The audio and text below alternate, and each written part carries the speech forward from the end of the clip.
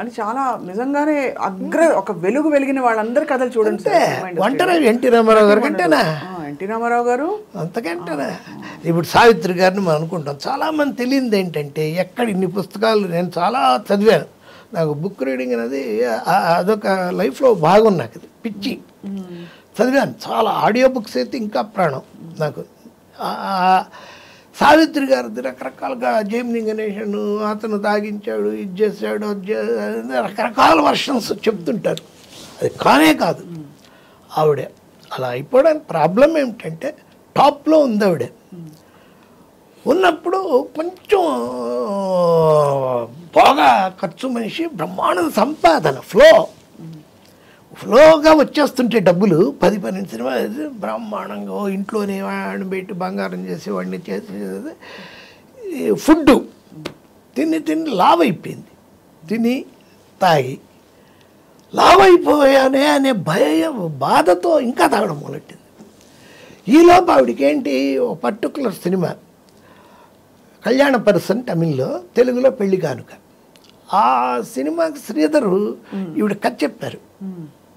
చెప్తే బ్రహ్మాండంగా ఉంది. అయితే నేను సైకిల్ అదంతా తొక్కాలి అంటే మరి నేను ఇప్పుడు కొంచెం సన్నం కూడా అవ్వాలి అది ఇదంటే అప్పుడు ఆయన చెప్పారు, అది కాదమ్మా మీరు వేసేది విజయ్ కుమారి వేరే సిస్టర్కి అక్క క్యారెక్టర్, మీ చెల్లెల క్యారెక్టర్ కొత్త అమ్మాయి, ఒక అమ్మాయిని పెడుతున్నాను, కన్నడ అమ్మాయిని, బి సరోజాదేవి. ఆవిడ భలే అప్సెట్ అయిపోయింది. నేను హీరోయిన్ని సపోర్టింగ్ యాక్టర్ నేను చేస్తాను. ఇంత జరిగిందా సార్? ఇంకా బి సరోజాదేవి పెడితే ఈవిడ వదిలేసింది. ఈవిడ చేయనంది, విజయ్ కుమార్ని పెట్టుకున్నారు. పెద్ద హిట్ అయిపోయింది. ఈవిని దాటి బ్రహ్మాండంగా వెళ్ళిపోతుంది బి సరోజ. ఈవిడ ఇంకా ఆ లావుతో ఆ కంపెల్ల రవిచంద్ర బుక్లో కూడా బాగా చెప్తాడు ఆ విషయం. ఈ చెట్లనక పొట్లనక ఎంతకాలం నేను మొహం మాత్రమే చూపిస్తున్నాను. ఆ ఆదుర్శ సుబ్బారావు గారు వాళ్ళు పాపం ఓన్లీ క్లోజ్ షాటులతో ఎంతకాలం ఇదంతా లావు లావు లావు లావు అయిపోతూనే ఉంది. ఆ డిప్రెషన్ ఆవిడికి. మరి జమిని గణేషన్ గారు అంటే ఇతర స్త్రీలని ఆయన ఇష్టపడ్డారని అవన్నీ కూడా ఆయన మామూలుగా ఆయన అంటే బాగా ఒకప్పుడు కమల్ హాసన్ లాగా ఆయన అప్పట్లో గ్లామర్ బాయ్. ఈవిడ్ని ప్రాణం కంటే ఎక్కువ చూసుకునేవాడు. వాళ్ళు అనడానికి లేదు, వాళ్ళ పిల్లల ఆస్తులు కానీ అవన్నీ జాగ్రత్త చేయడం కానీ అవన్నీ. అసలు is a gentleman. Gemini Ganesan is a very nice person. అతను చాలా ఆయన ఏదో వీళ్ళను ఈవిని కూర్చోబెట్టి తాగిచ్చేసి.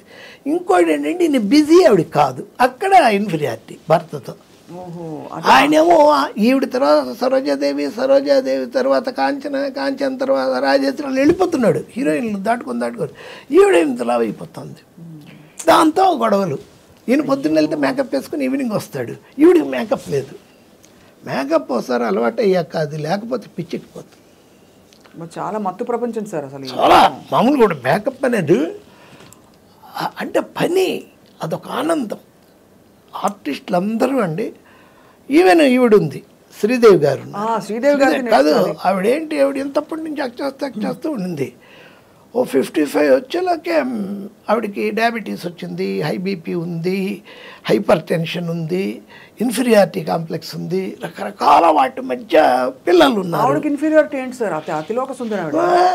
అలా కాదు, ఇన్ఫీరియారిటీ కాంప్లెక్స్ అంటే ఇప్పుడు నన్ను దాటి కత్రినా కైఫ్ అన్నారు, ఐశ్వర్య రాయ్ అన్నారు. నేను ఎలా ఇంకా యంగ్గా ఉండాలి. మాటికి వస్తే ప్లాస్టిక్ సర్జరీ, మాటికి వస్తే లండన్ వెళ్ళిపోవడం ప్లాస్టిక్ సర్జరీ, ముక్కు కొంచెం వంక గర్మ, మూతి కొంచెం వంక, కళ్ళు కొంచెం డైటింగు, తినదు, డ్రింక్ మంచి డ్రింకర్ ఆవిడ, డ్రింక్, హై డయాబెటీస్. సార్ ఇండస్ట్రీలో అందరూ అంటే ఇది నేను తప్పుగా అడగట్లేదు, మరో విధంగా అగౌరవంగా అడగట్లేదు, డ్రింక్కి అలవాటు పడడానికి ఒత్తిడి ప్రపంచం కారణమా లేకపోతే విలాసవంతమైన జీవితం అలవాటు అయిపోతుంది? ఎందుకంటే అంటే డ్రింక్ అనేది యాక్చువల్ చెప్పాలంటే అదొక part and parcel of life అయిపోయిందండి. సినిమాల్లో అయిపోతుంది అది. ఒక రిలాక్సేషన్ అది దాటిపోయా కదా. ఇప్పుడు ఒక 20 ఏళ్ళగా డ్రగ్స్ మీద పడింది. ఆర్గన్స్, నీకు కిడ్నీ పోతుంది, లివర్ పోతుంది, దానికంటే నువ్వు డ్రగ్ అయితే ఆర్గన్స్ బాగుంటాయి అని సజెషన్ ఇస్తారు డాక్టర్స్. వాళ్ళకి డాక్టర్స్ ఉంటారు, వాళ్ళే ఇస్తారు ఇంజెక్షన్ కూడా. అలాగే ఎక్సర్సైజ్, డ్రగ్ తీసుకుంటే మీరు ఒక ఆర్మ్స్ ఒక 1000 చేయగలిగితే అది 10,000 చేయిస్తుంది. ఓహో, స్టామినా. విపరీతమైన ఇది, దానికన్నా అలవాటు పడతారు. సార్ ఇంత ప్రపంచం మీరు ఇంత చూశారు జీవితం, ఒక స్పెక్టేటర్గా మీరు చూస్తూ వచ్చారు. మీకు మీరు ఏం స్వీయ నియంత్రణలు పెట్టుకున్నారు? అంటే మీరు ఎక్కడికి వెళ్ళనని చెప్పారు, ఎక్కడికి వెళ్ళరు, బయటికి వెళ్ళరు, మానవ సంబంధాలు చూశారు, మోసాలు చూశారు, అందమైన ప్రేమలు చూసుంటారు, ఇలాంటి అలవాట్లు చూసుంటారు. కానీ నేను ఇలా ఉండాలని ఏమైనా పరిధులు పెట్టుకున్నారా మీకు మీరు? అవన్నీ మామూలు ఆటోమేటిక్గా మనకు ఉన్నట్టు సెల్ఫ్ డిసిప్లిన్ మనకి భగవంతుడు ఇచ్చిందే తప్ప. ఒకటి ఉందండి, నేను అదే కూడా రాశాను సాయి నీళ్ళలో ఆ డైలాగ్ కూడా. వాడు వస్తాడు ఒకడు, వాడి భార్య, ఆయనకు రోజు పచ్చి కుండలు తీసుకొచ్చి ఇస్తారు. దాంట్లో లేదు, నేను ఇప్పుడు రాసుకున్నది. బాబా కుండలు తెచ్చాను. రంగా ఏరా తాగుడు మానేసావా? నీ భార్య గర్భవతి, ఇప్పుడు కన్నా మానేయాలి కదా అంటాడు. వాడు మానకపోతే ఏమైంది బాబా అంటాడు. ఏమైందేంట్రా? మళ్ళీ నువ్వు లేకుండా పోతే వాళ్ళు ఏమైపోతారు? అందరికీ నువ్వున్నావు కదా బాబా. ఇదే మీ పిచ్చి.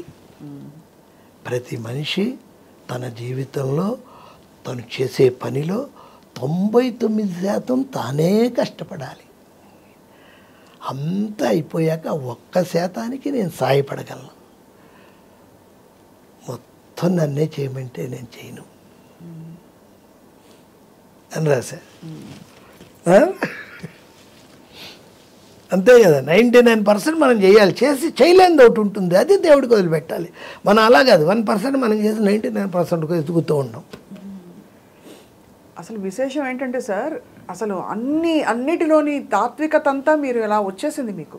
ఈ సినిమా రాయడం అనేది ఒక కారణం తప్ప మీరు ఎంత తాత్వికత, ఎంత తత్వం ఉంది మీరు చెప్పేదాన్ని. అవును, ఎలా వచ్చిందా అని ఆశ్చర్యం కలుగుతుంది.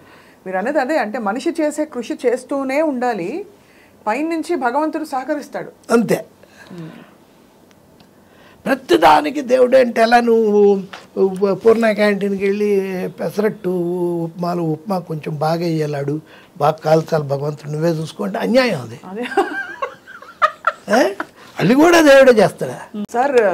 మరి ఇవన్నీ చూస్తూ మీరు బాగా చెలించిపోయిన సంఘటన ఏమీ లేదా? సావిత్రి గారి కథ విన్నారు, అలాగే సావిత్రి గారు నేను ఎండలో కలిసారా సార్? చూశాను, ఆవిడ కోమాలో ఉన్నప్పుడు చూశాను. ఈయనతో వెళ్ళి మన కాకరాల గారు తీసుకెళ్ళారు. నేను అడిగితే శ్రీశ్రీ గారితో లైట్ పరిచయం, శ్రీశ్రీ గారితో పాండీ బజార్లో నేను వెళ్ళిన కొత్తలో. నేను 82లో వెళ్ళాను. 82 ఎండలోనూ ఇప్పుడు ఆయన పోయినట్టున్నాడు. పాండీ బజార్లో టచ్ చేసుకొని వైట్ అండ్ వైట్ మాసిపోయింది.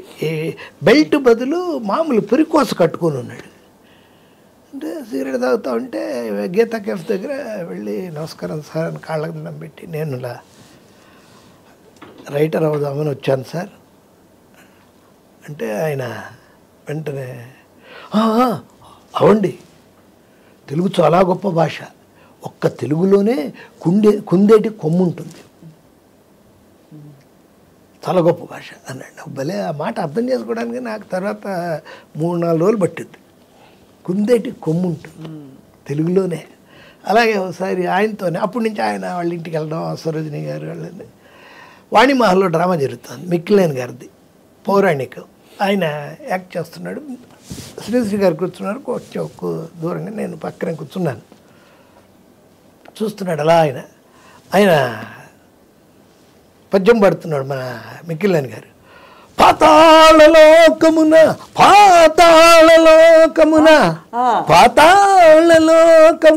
అంటే నేను అన్నాను, నేను శ్రీశ్రీని అన్నాను. శ్రీశ్రీ గారు సార్ పాతాళం అంటే కింద కదా, ఈయనేంటి పైకి చూపిస్తాడు అని. ఏం లేదు, మిక్కిలేని అధః పాతాళంలో ఉన్నాడు. తప్పేం లేదు. పంచుతో కొట్టేశారుగా. బా ఎంత గొప్ప అనుభవాలు సార్ ఇవన్నీ.